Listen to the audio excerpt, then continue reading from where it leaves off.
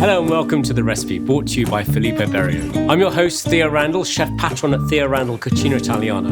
In today's episode, we're joined by one of the most exciting and influential chefs in modern British cooking. A Michelin-star talent, a sustainability pioneer, and a chef whose creativity has shaped some of the UK's most innovative dining rooms.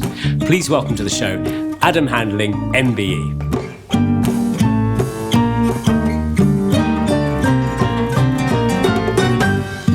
This program is all about meaningful dishes. Yep. This dish has got incredible skill, it's got heritage, it's just so much to offer. Tell us what dish you're going to cook. A Beef Wellington. I think for me, what represents Britain is that Beef Wellington. And I like food done in advance. So something on the middle of a table where it looks really grand. Yeah. But obviously I'm Scottish, so we're going to be adding black pudding and haggis to it. I'm half Scottish too. Oh, perfect. Haggis, I think it's one of the most underrated dishes. It's absolutely delicious. Yep. So how did you put this dish together? I mean, was this something that sort of you kind of thought about with your Scottish roots and thought, well, I'm going to create a kind of British classic and turn it into a bit of your Scotland heritage? So we'd always put like a chicken mousse through a duxelle so that it expands and stops the air bubbles. But then I wanted to have even more flavour in there. So we added the mushrooms and added a little bit of haggis and then a little bit of black pudding. Next thing you know, the mushrooms left and the black pudding and the haggis was in it. But there's something really quite delicious of a sausage roll. Yeah. So if you were to combine a sausage roll with the elegance of a Beef Wellington, that stunning filling down the centre, that's how it was created. And now it's actually our Sunday roast at our Windsor restaurant, the Lock in the Tank. But to do this at home, people get scared by Wellingtons because it is such a, you have no idea how it's cooked until you carve into it. Yeah. And you don't want to look embarrassed in front of all your people that you're cooking for.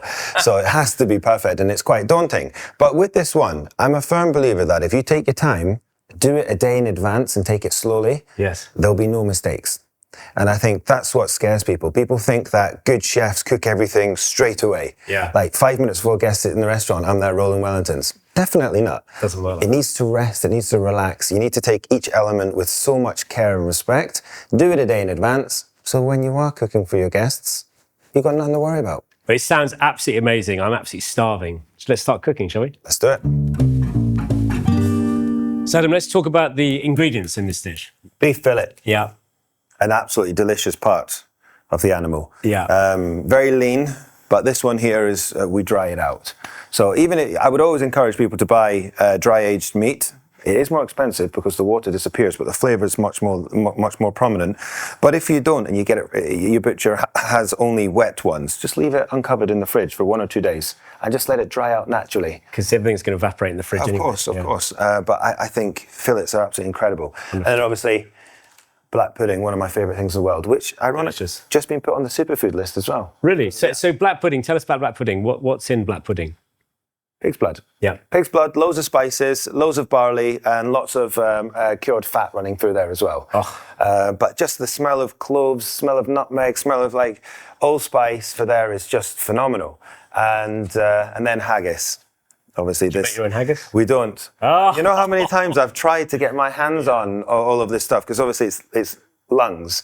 Yeah. So it's lungs, liver, heart, kidneys, boiled in water, then minced, then boiled with onions and loads of spices, minced all through it, cooked in a sheep's stomach. We go through one hell of a lot of haggis. Bet you do, I do.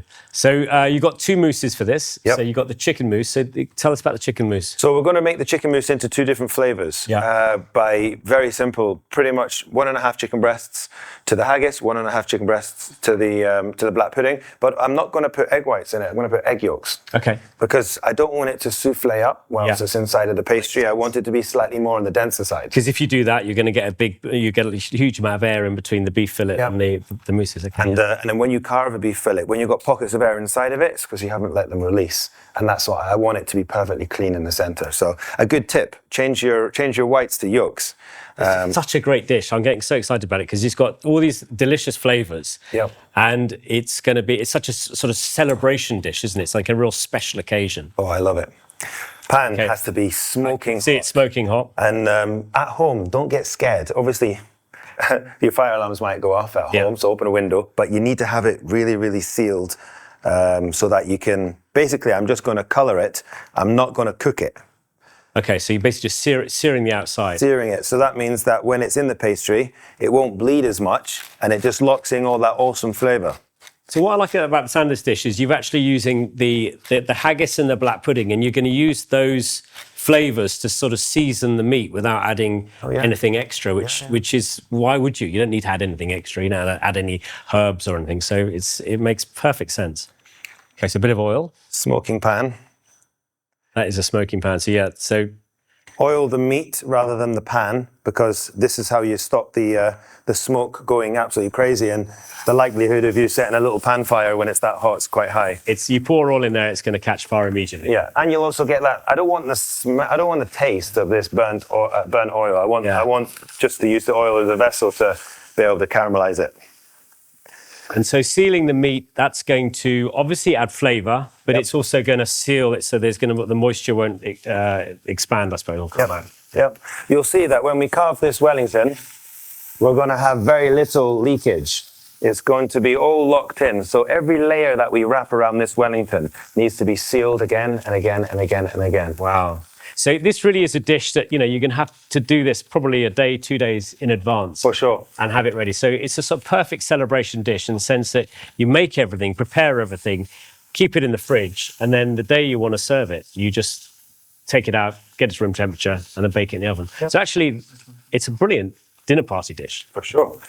And it's also a showpiece as well. Yeah. People think that it took a lot more work than it did because of how beautiful it looks in the centre of that table. Yeah. I mean, the amount of beef Wellingtons I've seen on Instagram, I'm sure you've done a few as well. Loads. It's quite inspiring.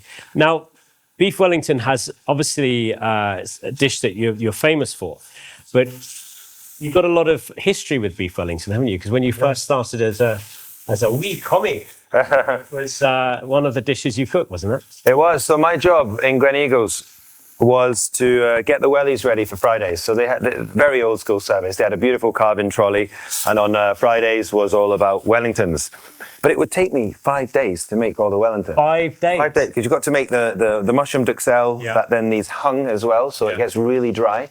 All of the pancakes, the crepes would take me a whole day. I'd be making thousands of them. I would do the proper big d'Aubercille pans? Yes. They'll be made inside there. Wow. You'll have no fingerprints later, because you'll have to use your hands for it all. And then obviously this was the most important part, having to seal the meat and then to let the meat dry out again. So that you can just keep all that flavour and nothing becomes wishy-washy. So did you have to do all the butchery as well? Would they sort of give you, like 50 beef fillets? You have to trim them all up, take the Chateaubriand off, take the filet mignon off. Filet mignon off. Yeah, they had a beautiful butchery department in there. I remember when the first time I was going to be doing some butchery, I walked into one of the prep kitchens and there was 2 whole venison sitting there. And I'm like, with the skin on and everything, just with no heads, no guts and no hooves. And I was like, what the hell is this? What are we going to do now? Yeah. They're like, we're going to learn how to do butchery. I was like, oh my God.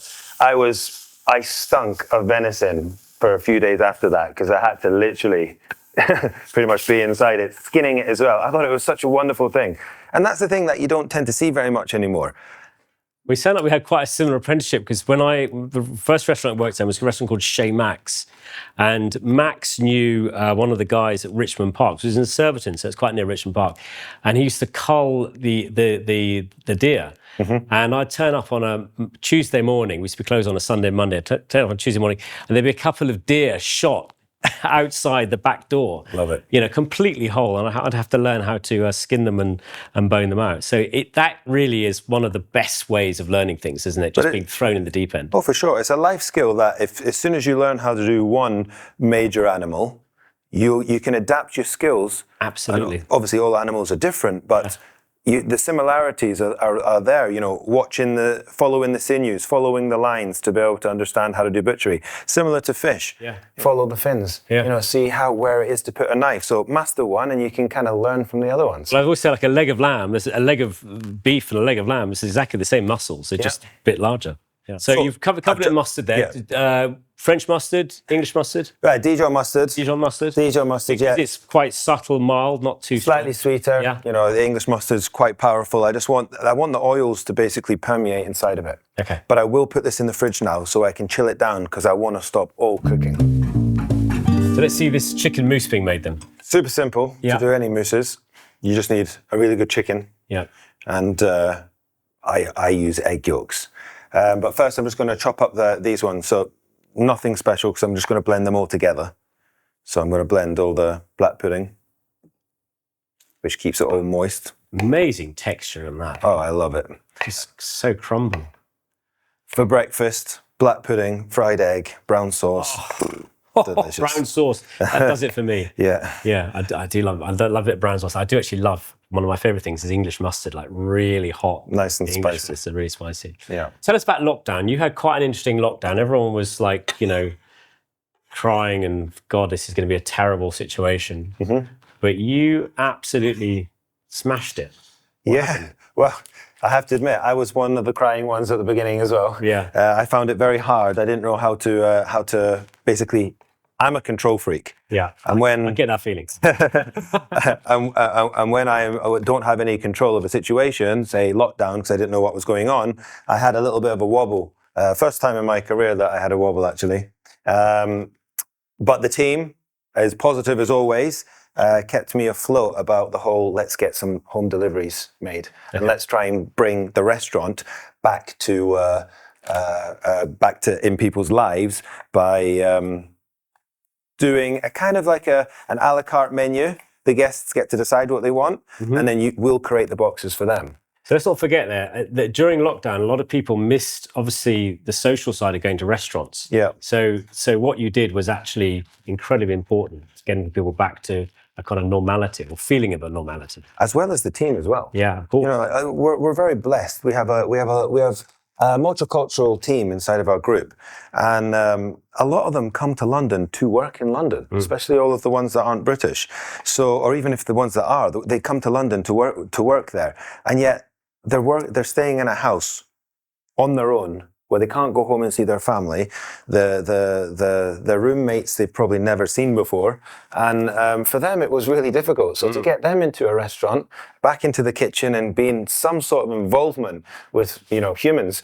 So we did two things. We did a charity. I'm really big on things like Felix Project. Yes. Using food waste to feed people that can't afford specific foods. So we worked with a charity doing loads of pre-done dinners. We made 13,000 meals using food waste from our suppliers or from supermarkets that weren't able to sell it, which I thought was really good. So I got them out of the house to get involved in there, and then from there we piggybacked on it and being like, well, we're all here, we've all missed each other. Yeah. Do we want to do some work? And we made our deliveries. So you got your suppliers to donate the ingredients that they weren't using. Yep. Yeah. Amazing. Yeah. One of the suppliers, they had these 25 kilo boxes of diced pheasant. And they were like, we've got some pheasant in the freezer. We need to get it out. Do you want it? I was like, perfect. I'll make pheasant pies for this charity. There was like 2 pallets. Oh my God. There must have been about 1.5 tons of phaset. We used the whole, went through the whole of nice. Imagine a whole. We went through the whole of lockdown and still didn't finish it all. It was intense. So in the food processor? The haggis. Yeah. The chicken.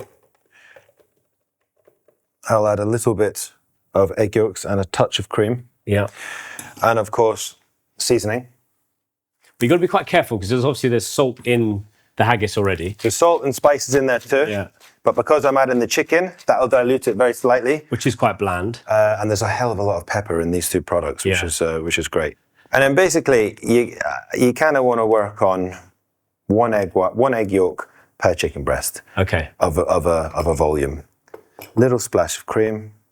So you say you're a control freak. I mean, you have got so many restaurants. Mm-hmm. You have obviously a fantastic team because you've been so good to them. But to run so many restaurants and have consistent quality, obviously you have to run recipes. So you must have sort of regimental recipes of how to prepare, how to serve, all the mise en place, all the stocks, all the sauces. Is that the case? Pretty much. Yeah. I think we have a big library of foundations. Right. So I think the foundations are very important for everyone. So how to make a carrot puree against the cauliflower celeriac sort of design. Yeah. And it doesn't matter if it's the Michelin-star restaurants or the pubs. The pubs will use the exact same recipes as the Michelin-star restaurants. And I think that idea of having just I hate the word posh. Yes. Just because something's done properly doesn't mean it's posh. Exactly. So I'm a firm believer that we're all in control of our own skill set in terms of our drive to always want to be better. And therefore, we won't compromise from having a carrot puree in the Michelin-star restaurant the same quality that's in our pubs. The thing that differs is we're using, loads of lobsters in the Michelin-star restaurant. Yeah. We're using cod in the pubs. Right. But we're using the garnish to be similar as well. So, yeah, we have a really strict development process too. We've got 2 development areas. We've got a drinks lab and a food lab. But also we eat from the land a lot as well. So no buying vanilla. We forage meadowsweet. No tonka beans. We use woodruff. We eat a lot from the land, and we store that throughout the year. And the restaurants have to speak to each other and share it all. So it's really romantic. Yeah. I like to say that I built, well, not me and the team have built this beautiful ecosystem that is just centric around the AH collection.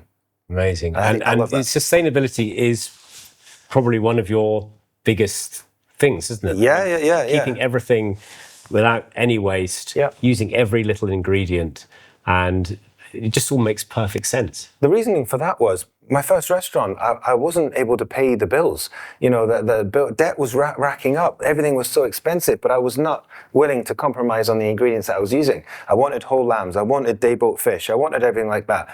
And if my day-boat fish changed the next day because the fishermen catch what they catch, I'd have to change the menu. So we created another restaurant, which was the original start of Ugly Butterfly concept, where it was everything in jars with coffee and bread. And the idea was you pick it up on your way to work, bring me the jar back the next day, I'll give you a coffee for free, and we carry on that circle. But if you're getting 20 ducks, it's 40 livers. That's not enough to put on the menu. No, sure. But it's enough to make 5 or 6 kilner jars. Yeah. And it's about that real, this is prepping this animal for the restaurant, this is all the byproduct of that animal. That's what we care about a little bit more, because we know what we're doing with this. So how do we get excited about this pot? And, I don't want everything to be made into a stew or a soup. No, sure. It needs to be made into it. And then we changed our concept, we adapted our concept to be ugly butterfly. There's no such thing as an ugly butterfly. There's no such thing as waste. Waste is an opportunity to become romantic or sheer laziness. And we wanted to make sure that this one here, this waste pot, was all about pretty, really big flavors, and people don't understand that it's waste. As soon as you hit them 3 ones, you've kind of done your job. And then it develops that way. It doesn't sound like waste, it just sounds like a frugal kitchen. Yeah, pretty much. But it's also, I run my life inside of the group as inspiration, education, motivation. So I want to inspire about how the vision is of the group. And I want to educate, not only me educate them, me to get educated by some of them, the youngsters as well. The youngsters coming into this industry, they're very much on sustainability. Yeah. So they'll do their research into a completely open mind and bring something to the table in our group, which I absolutely love. And giving them the tools to be able to continually showcase personality of themselves, but also realize that it's okay to make a mistake. We learn about it, but we don't make it twice. So inspire us how to make this amazing mousse. Super simple, all in a blender, blend it. So we'll just pop this in a piping bag. So a piping bag is essential for this sort of thing, isn't it? They are essential. It's very good for consistency and also shaping things, storing things as well. Yeah. And people think, it's plastic. You can't use piping bags. You're sustainable. Ours are made from collagen, plant collagen. They're all biodegradable. So that means I can only use cold things in the piping bags. If I cook with them, they'll melt. Yeah. Cool. So, there's you can use the reusable ones. Yeah, the reusable ones for sure. But this is such a great thing. We also add some chopped truffles to this in the restaurant, the same recipe, and we put it underneath chicken skin. And we bake our chickens with it. I heard about your chicken skin. So a friend of mine went to a restaurant in Windsor and said it was the most incredible thing he's ever eaten. Oh, amazing. Yeah. I make food I want to eat. Yeah. I think that's the real beauty about it. I don't cook for what I think the person walking up and down the street wants to eat. I cook for what I want to eat and what the team wants to eat. And I think if you really showcase your personality and your like what excites you right now, you'll tend to find the guests are in exactly the same boat. Well, I think the guests will they want to taste what you like. I mean, I think that's the thing. They trust your palate. Of course. And if you cook honestly, there's nowhere to hide. Absolutely. So you talk about sausage rolls. So you could actually put this make a sausage roll. Is this something you do in in the pubs? Yeah, well, this actual the black pudding one is really good to do a Scotch egg in. Oh, which is I love a Scotch egg. My gosh, that's delicious. When I think of sausage rolls, I always think of the ginger pig. You know, the butcher ginger pig. Yeah. And they do. They're probably one of the best sausage rolls I've ever eaten. They're massive. Absolutely gigantic.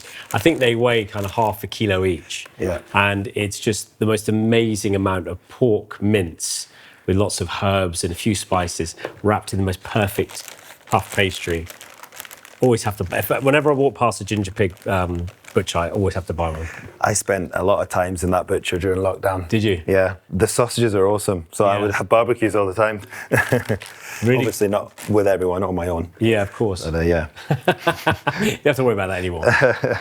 Gleneagles. So you had this amazing apprenticeship at Gleneagles. Mm-hmm. I mean, at 16 years old, I mean, that is very young to start an apprenticeship. I mean, I think I started mine at 18, but 16, that's incredibly young. What happened there? How did you get into Gleneagles at that age? I mean, you must have shown a lot of dedication just to be in your interview. Yeah, well, so I was the youngest person employed there for the entire duration of my time in Gleneagles, because it was owned by Diageo at the time. Okay. So everyone had to be 18 and above to work there. Because Diageo's a drinks brand. Yeah. The reason why I went for the interview or even heard about it was my mum's of the illusion there, university is the way to go in any situation. Right. You know, she's very much, Scotland University is free, take advantage of the system. Right. You know, try and get as much education as possible. And I am not that kind of way in mind. I'm more of a creative person. I like to be outside. I like to run around. So she gave me an ultimatum. You don't need to go to university if you get an apprenticeship in whatever you want. Oh. And so I told my teacher, and I was like, my mum said I need to get an apprenticeship, so help me out here. Well, how can I get involved? And she was like, well, ironically, this one just came through, and it was Gleneagles as a chef. No other one came through. So I applied for the first one. I had no love for food when I was growing up. Food was about staying alive. It wasn't about pleasure. Yeah. So for me, my family were in one pot wonder. Doesn't really care too much about how it tastes. It's just all about sustenance. And I fell in love with it. Yeah. I literally fell in love. And then, so after Gleneagles, so you obviously did amazing training at Gleneagles. Yep. Where did you go after that? So after my apprenticeship was finished, I came down to London. Like any bright-eyed, bushy-tailed boy, wanted to experience London who'd never done it before, work in all of the good restaurants. But I started. I wanted to experience as much as I possibly can with my savings that I had saved up, which would allow me to have at least 4 months in London. And I did just that. It blew my mind. It opened me up to what actual real work was in a very heightened environment. Tough place, London. Very tough place. But I believe that if you can master London, you can master anywhere in the world. And you certainly have. Yeah. It was wonderful. It opened me up to what I liked in the industry and what I didn't. And then from there, I kind of wanted to cut my own path and to see where I wanted to be in my future. So these mousses, how are we going to incorporate them with the beef? Now it's all about building it. Let's start. So if anyone wanted to replicate this recipe, you can just use a shop-bought puff pastry that's butter-based. I do not make my puff pastry at all. It's much more easier and consistent and great just to buy it from the shop. So sure. Puff pastry, yeah, amazing. But very simple with that. We're just going to lay our little crepes down. Now, crepes, really simple. Same as a Yorkie batter. You kind of want to do roughly equal quantities. And then just layer them down, just because this is going to be the waterproof blanket. So this will basically absorb any juice that's coming out of that beef, keeping your pastry beautifully crisp and your beef fillet just perfectly cooked. Now, I like to do lines. Yeah. And the reason for that is when I then cut the mousse out, or the welly out, it will look like a checkerboard. I see. Your attention to detail is amazing. I mean, no wonder you got a Michelin-star. Because the idea for this is, don't get too scared about making it in advance. Yeah. You know, you can make it a couple of hours before. You're going to re-warm it. And the longer you leave it to rest, the better. So you would have one of these, probably quite a few of them cooked off, and then like 9. and then when the order comes in, you would slice it, brush it. Brush it in beef fat, all of our aged beef fat we do. Yeah. And then just serve it. Wow. So simple. So like that, and then our cold fillet. And So then you're just going to lift it up. yeah, we're just going to roll it. Yeah. And then as soon as I roll it over, I'm going to reshape it. Yeah. And then press all the mousse around it. And also, having the pastry at the right temperature is obviously key. If the pastry's too warm, it's going to break. So take it straight from the fridge. For sure. And there we go. There it is. Keep it back on. Yeah. Put it back in the fridge. Reshape it. Be rough with it. Just So basically pushing all that mousse is nicely surrounded around. And don't be afraid to just smack it. Yeah. Because you want to make sure there is no air bubbles. Yeah. And then where you see the fillet, squeeze it like you would a candy. And then we'll put this back in the fridge just to let it set one more time. So tell us about MasterChef The Professionals. I mean, how did that affect your career? Because if you think about television, obviously television really helps promoting. Yeah. But getting to the final must have just made such a difference to your your empire, essentially, or the start of your empire. It was amazing. I didn't expect to do so well, if I'm honest. I was only You're so humble. no, but seriously. Back then, I was like 23, I think, or something like that. And to be on a show, I was very shy. Yeah. In general. So to do a show like that, surrounded by people that were chatting a little bit too much, which always terrified me. Yeah. I always used to sit and listen. So listen to all these chefs talking about how good they are here and how good they are there. Yeah. And I'm like, oh my God, I'm definitely not going to do well in this show. Yeah. And then I just keep my mouth shut. Yeah. And I just do my own thing. I cook for myself. I don't cook for anyone else. And then all of a sudden they're getting knocked out and I'm just cooking for me. That made me feel really good. Yeah. But I think the show's fantastic because it allows chefs that have a personality to shine, to basically see their personality on there.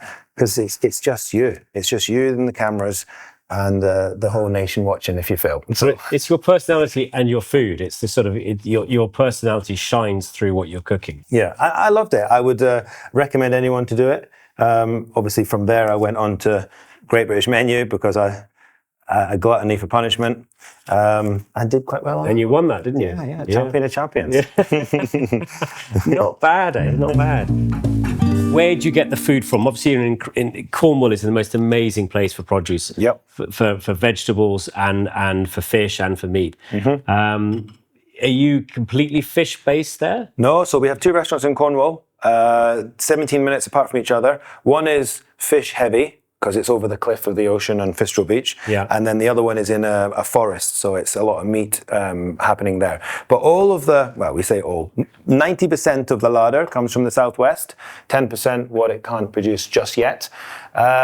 But it gives a real, Cornwall is got one of the best larders in the country. Of course. That and Scotland, obviously. Yeah. But it is phenomenal. And also the producers that are actually creating stuff down there, they got more land, they got more space, and they've got a real vision to make Cornwall majorly sustainable.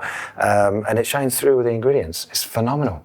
I mean, you must see it on your menu, but there's this sort of amazing amount of bluefin tuna suddenly in Cornwall. Oh yes, yeah. Every chef is just obsessed by bluefin tuna. I mean, every restaurant in Cornwall is now doing Instagram posts of bluefin tuna non-stop. Yeah. What is it like to get fish like that? I mean, it must be amazing. Amazing. But the thing is as well, it's on the endangered species list for sure, in specific areas. Yes. But these ones are causing havoc in the UK waters. So if they're not controlled, similar to the venison population, they just become a real nuisance. So we were one of the restaurants that were licensed to sell it, which was phenomenal. And the colour of this tuna is nuts. It's really quite beautiful. And again, only because we're based in Cornwall, we managed to get our hands on it, which was great. But they're huge. I mean, they're the size of this table. Yeah. They're 100 kilos. Yeah, they're not small. Yeah. But using all of it, using the belly as well, which is one of my favourite parts of any tuna. I like fat. Was really, really lovely. But it's just great. It's great. I love it.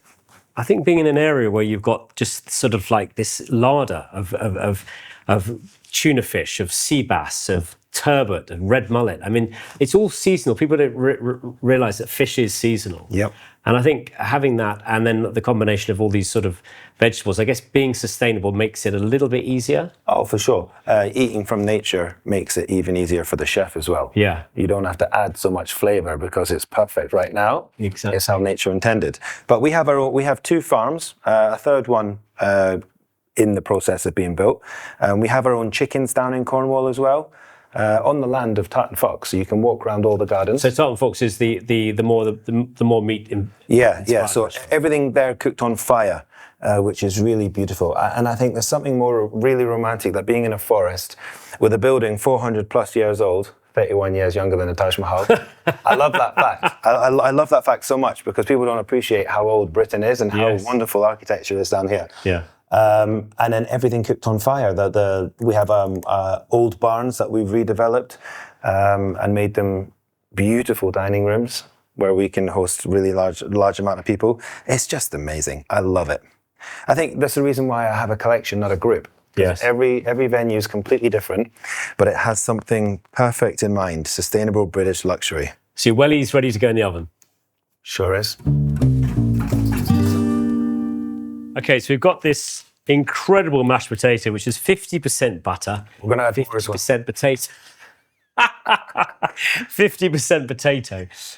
What variety of potato do you think is the best to make a mashed potato? Oh, it depends. If you're going to roast it in the oven first, we roast the whole potatoes in salt. So you bake them in salt first? Bake them in salt. Gnocchi, I love a Maris Piper that way. The big red-coloured skin ones. Yes. If I'm being really posh, I'll use a Charlotte potato, but I'll cook them in the skins in boiling water. Yeah. Then I'll peel the skins off very quickly and put it through a drum sieve. Wow. But that's a hell of a lot of work, but great potatoes. Yeah, I mean, I'm the late, great Joel Robuchon was famous for his mashed potato. He was. And he used to use a ratte potato, and he would bake the potato, and then they would take out the skin, and then they'd put it through a drum sieve, and then they'd heat it up to a certain temperature, then add the weight of the potato to the equal weight of butter, and then just fold it all in together. And Jay Rayner once said it was the greatest mashed potato he'd ever eaten. And if you think about it, 50-50 butter potato, of course it's going to taste good. I know, right? So you've got all these amazing restaurants and pubs, but you also got a chocolate shop. Yeah. I mean, how did that come about? Because chocolate's not British, and it's one of the things I absolutely adore. Yeah, me too. So I wanted to play around with the understanding of chocolate from the whole pod and seeing how to play with it properly. Also, my son doesn't like chocolate. Yeah. Which blows my mind. Yeah. Because I'm like, no child should not like chocolate. So I thought it was similar to how he didn't like some vegetables when he was younger, which I got him in the gardens, pick out your vegetables and eat them there. And then he now loves them because he understands where they came from. Yeah. So I wanted that same process with chocolate. It didn't work. He still doesn't like chocolate. But he gets really excited about it. But obviously I don't do everything myself. I've got this phenomenal head chocolatier called Paul, who runs the chocolate for the group. And our idea for these are to have single origin, single variety, single location, unblended everything.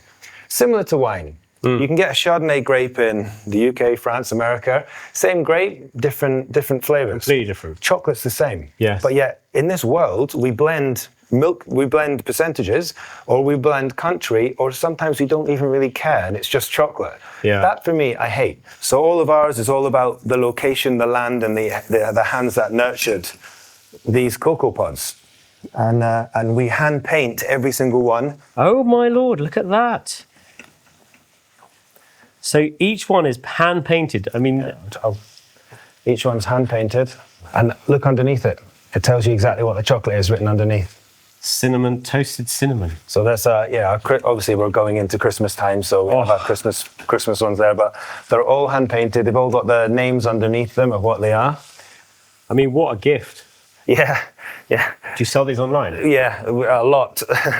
You say you source all the different chocolates from different places. How do you source them? Is it So we do two. We use three different ways. One, we get whole pods. Yeah. The second, which is for our real special chocolates. So that's not in all of the chocolate. That's only the select few that we do. The next one is we get like 25 kilo sacks of beans, where we then roast. We take the skin off them and we make our own chocolate that way. And the other one is we work with great chocolatiers from these small areas that have exactly the same ethos of giving us a chocolate already made that is single origin, single location, a single variety. So we work with three different ones. We go through about just under 2 tons of chocolate a month. Wow. It's a huge business. People don't realize actually how complicated making chocolate is, because if you make it from the raw, which you are, from the raw cocoa pods, I mean, it's the process of, getting the skins off is the nibs, and then cooking it down. So you've got that, and then sort of whizzing it for like 24 hours. The whole process of it. But it's also the fermenting it as well. Yeah. So we play around with a lot of fermenting. So one of my favorite chocolates is fermented for 4.5 days. But we've just done this new chocolate that we were in Sri Lanka, me and the team, and we brought back all these pods. And we did like a 3-week ferment of these particular beans, and then we dry them, then we roast them, then we deskin them, then we blend them, and then when we taste the chocolate at its purity, then we need to see what percentage are we going to take it to, because we've got to think about that as well. Other chocolate benefits from different percentages, and it's just wonderful. So explain to me the percentages. What does that exactly mean? So a percentage of chocolate does not mean that one is going to be more bitter than the other. It just means if you reverse it, what else is added? So 100% chocolate is just the cocoa bean. 90% chocolate means 10% is added, something else is added. Now with ours, we don't use any rubbish like that. It's unrefined sugar, and we only have dairy in our chocolate that's below 50%. So the rest of it is no dairy. It's all about that natural flavor of chocolate. Wow. Unrefined sugar, no soy, sunflower lecithin to stop splitting. It's amazing. So the Great Taste Awards was this year, and we thought, let's just put a couple of chocolates in. 2 months after opening or something like that, 36 stars we got. Way. I was shocked. Wow. Like it made the entire group's day, but Paul was thinking, I will get like 6 stars on some of these. 36 stars. Oh, wow. 36 or 33 stars. Yeah. One tasting. 36, 33 doesn't matter. Not at that level. It's good. For me, I was blown away, because obviously 3 is the highest you can get. So some of the chocolates got 3, loads got 2. Amazing. Right, should we plate up? Let's do it. And the thing I like about this dish as well is you just put everything in the middle of the table and you family style it. Wellington like that is just like such a brilliant image, and it just so much better than just sort of slicing it and pouring sort of gravy on top. It just looks so cute as well. Yeah. And then obviously we need green vegetables in our lives. Yeah. Obviously this one's roasted in butter, because why not? A wonderful sauce. But I just love that deep colour. Yeah. And then let's see if I still have this, right? Yeah. Moment of truth. Oh, yes. Look at that. Oh, I've still got it. Nice and pink, but I love the way that it's checkerboarded around the outside. Yeah, I love that. That looks absolutely incredible. I am starving. All these smells. So let's go and eat. Yes, please. Adam, this looks absolutely delicious. I can't wait to eat this. I'm gonna be mum. I'm gonna serve you. So there's your huge piece, and I think the key here is to cover it in that amazing sauce, amazing jus. Look at that. It's just beautiful. And you bought a rather interesting wine, which I have to say is an absolute treat. This is wine you serve in the restaurant with this dish. Yeah, we serve it in the pubs. Serve it by the glass. Serve it by the glass. This is the second wine of Chateau Palmer. Yeah. 2017. Alter Ego Margot. I mean, you serve this by the glass with this. It's absolute perfect combination. It really is. But I think the thing, 17 is a slightly more lighter year. It's more fruity. And that whole light spice works really well with the black pudding and the haggis. That's incredible. Mm. The flavour. It's nice and flavourful, isn't it? I mean, the haggis, you can really taste the haggis. And the black pudding is just like, it's got that lovely salty hit, but not overpowering. And I can still taste the beef fillet. And your jus, your gravy is absolute. I mean, look at the colour of it. It's incredible. It sort of brings the whole dish together. And then you put some of that mashed potato. Just so comforting. So this is kind of like British cooking at its best. Where do you think British cooking is going? I mean, you obviously are one of the trailblazers of British cooking. The most exciting cuisine, and I don't like saying the word cuisine because it's French, not British. There isn't a British word for it yet. Out there is British, because there's no rule book. Yeah. History entails that if it had a French word on it or it was a foreign ingredient, it was deemed wealthy or luxury in this country, and gone are them days. Yeah. But the rule book to what is British food now is unwritten, and it's all about the wonderful products that we're getting out of this country. So it's exciting for me. This has been absolutely amazing, and I've actually learned so much from you. You're quite an inspiring character, and what I love about you is you're humble, but you're also very giving. You're very generous, and I can see you're very generous with your team. And having that sort of that approach is the best way. You're all about investment, aren't you? I mean, your team have been invested for like the last 20 years. You've been working with them. They're also very loyal to you. And I can see why, because you are a very talented cook, but also a great businessman. So I think all that has to be said is thank you so much for this delicious dish and also this delicious wine. Thanks for having me on. Adam Handling, you're brilliant. Thank you. Thank you for listening to this episode of The Recipe with me, Theo Randall. As a reminder, you can find Adam's full recipe on the Filippo Berrio website at filippoberrio.co.uk/Theo. And if you want to experience more of his incredible cooking, be sure to explore the Adam Handling collection. It's well worth a visit. Don't forget to subscribe, follow, and share the podcast wherever you listen. And join us next time as we cook up more inspiring dishes and the stories behind them. Until then, happy cooking.